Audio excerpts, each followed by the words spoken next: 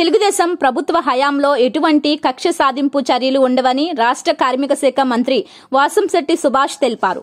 కాకినాడ రోడ్లు మరియు భవనం అతిథి గృహంలో కాకినాడ నగర ఎమ్మెల్యే వనమాడి కొండబాబుతో సంయుక్తంగా ఆయన మీడియా సమావేశం నిర్వహించారు.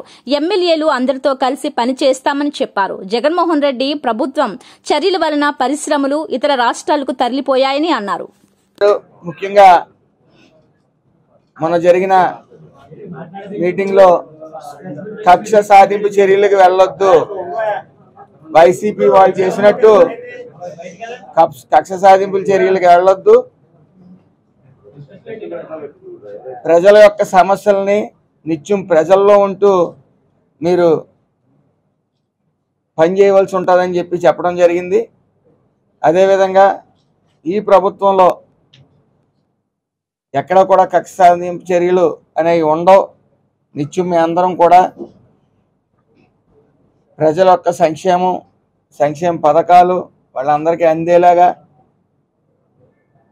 నిత్యం ప్రయత్నిస్తాం. అదేవిధంగా ఏదైతే నాకు లేబర్ మినిస్టర్ ఇచ్చారో కార్మికుల యొక్క సమస్యల మీద అట్ ద సేమ్ టైం యాజమాన్యంతో ఏదైనా సమస్య వచ్చినప్పుడు ఇటు యాజమాన్యంతో అటు కార్మికులతో సమాంతరంగా వ్యవహరించవలసిన పరిస్థితి ఉంటుంది. మీకు తెలుసు, మొన్న ఈ జగన్మోహన్ రెడ్డి ప్రభుత్వంలో పరిశ్రమలన్నీ కూడా రాష్ట్రాన్ని వదిలేసి వెళ్ళిపోయిన సందర్భాలు మనం ఎన్నో చూసాం. రాష్ట్ర అభివృద్ధి అంటే ఇటు ఆర్థికంగా అభివృద్ధి చెందవలసిన రాష్ట్రం పరిశ్రమల ద్వారా కానీ ఇంకోటి కానీ కుంటుపడిపోయిన పరిస్థితి. ఒక్క ఈ లేబర్ మినిస్ట్రీ సంబంధించిన భవన నిర్మాణ కార్మికుల యొక్క